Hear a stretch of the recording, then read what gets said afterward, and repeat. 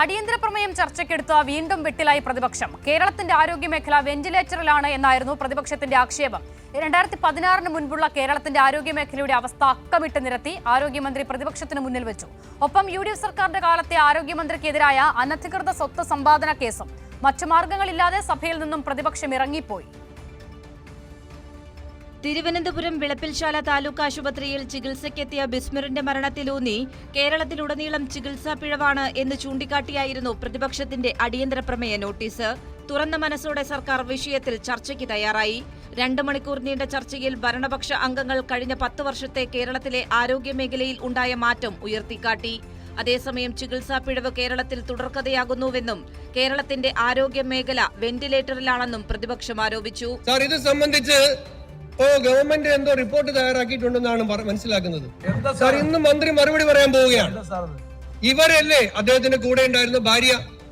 അവരുടെ ഒരു മൊഴിയില്ലാതെ, വിശദീകരണമില്ലാതെ എന്ത് റിപ്പോർട്ടാണ് സാർ ഈ സർക്കാർ തയ്യാറാക്കി വെച്ചിരിക്കുന്നത്? 2016 മുൻപ് എന്തായിരുന്നു കേരളത്തിലെ ആരോഗ്യമേഖലയുടെ അവസ്ഥ എന്നതും 2016 മുതൽ 26 വരെ ഏതൊക്കെ തരത്തിലെ മാറ്റമാണ് ആരോഗ്യമേഖലയിൽ സംഭവിച്ചത് എന്നതും മന്ത്രി വീണ ജോർജ് അക്കമിട്ട് നിരത്തി പ്രതിപക്ഷത്തിന് മറുപടി നൽകി.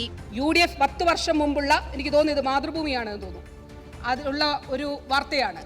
സർക്കാർ ആശുപത്രികളിൽ ലാബ് സൗകര്യമില്ല, രോഗികൾ സ്വകാര്യ ലാബുകളെ ആശ്രയിക്കുന്നു, 250 ലാബ് തുടങ്ങുമെന്ന പ്രഖ്യാപനം നടപ്പായില്ല. ഞാൻ പറയട്ടെ സർ, കേരളത്തിൻ്റെ എല്ലാ നിയോജക മണ്ഡലങ്ങളിലും എല്ലാ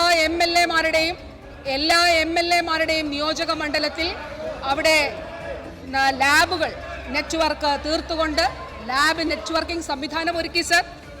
സർ ഇനിയൊരു കാര്യം ചോദിക്കട്ടെ സർ, ചോദിച്ചുകൊള്ളട്ടെ സർ. കേരളത്തിലുള്ള കാത്ത് ലാബുകളിൽ ഏതെങ്കിലും ഒന്ന്, മെഡിക്കൽ കോളേജുകളിലെ കാത്ത് ലാബുകളിൽ ഏതെങ്കിലും ഒന്ന് അവരെല്ലാം മിണ്ടാതിരുന്നല്ലോ. വിഷ്ണു നിങ്ങൾ പ്രസംഗിക്കുമ്പോൾ മിണ്ടിയിട്ടല്ലോ. നിങ്ങൾ പ്രസംഗിക്കുമ്പോൾ ക്ഷമാപൂർവ്വം കേട്ടില്ല. ഒപ്പം UDF സർക്കാരിന്റെ കാലത്ത് ആശുപത്രികളുടെ ആസ്തിയല്ല വർദ്ധിച്ചത് എന്നും അന്നത്തെ ആരോഗ്യമന്ത്രിയുടെ ആസ്തിയാണ് വർദ്ധിച്ചതെന്നും മന്ത്രി വീണ ജോർജ് പ്രതിപക്ഷത്തെ ഓർമ്മിപ്പിച്ചു. ആരോഗ്യ മന്ത്രി അനധികൃത സ്വത്ത് സമ്പാദിച്ചു എന്നുള്ളതിനായിരുന്നു സാർ കേസ് ഉണ്ടായിരുന്നത്. ഇപ്പോഴും ആ കേസ് നിലനിൽക്കുന്നുണ്ട് സാർ.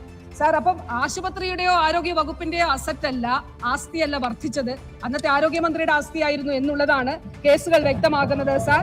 അദ്ദേഹത്തിന്റെ ഡ്രൈവർ ഉൾപ്പെടെ അതിൽ ഉൾപ്പെട്ടിട്ടുണ്ട് എന്നുള്ളത് കാണാനായിട്ട് സാധിക്കും. പ്രതിപക്ഷം നൽകിയ അടിയന്തര പ്രമേയ നോട്ടീസ് അത് ചർച്ചയ്ക്കെടുത്തപ്പോൾ ആകട്ടെ പ്രതിപക്ഷ ബെഞ്ചിൽ അംഗങ്ങളുടെ അസാന്നിധ്യമാണ് ശ്രദ്ധേയമായത്. പ്രമേയ അവതാരകന്റെ അസാന്നിധ്യത്തെ സ്പീക്കർ വിമർശിക്കുകയും ചെയ്തു. പിന്നീട് മറ്റു മാർഗങ്ങൾ ഇല്ലാതെ UDF സർക്കാരിന്റെ കാലത്തെ ആരോഗ്യമന്ത്രിക്കെതിരായ പരാമർശങ്ങളിലുള്ള പ്രതിഷേധത്തിന്റെ ഭാഗമായി എന്ന നിലയിൽ പ്രതിപക്ഷ നിരയിൽ ശേഷിച്ചിരുന്ന 6 പേർ സഭയിൽ നിന്നും ഇറങ്ങിപ്പോയി തടിതപ്പുകയായിരുന്നു. അടിയന്തര പ്രമേയം സഭ ചർച്ച ചെയ്ത് തള്ളുകയും ചെയ്തു. കൈരളി ന്യൂസ്, തിരുവനന്തപുരം.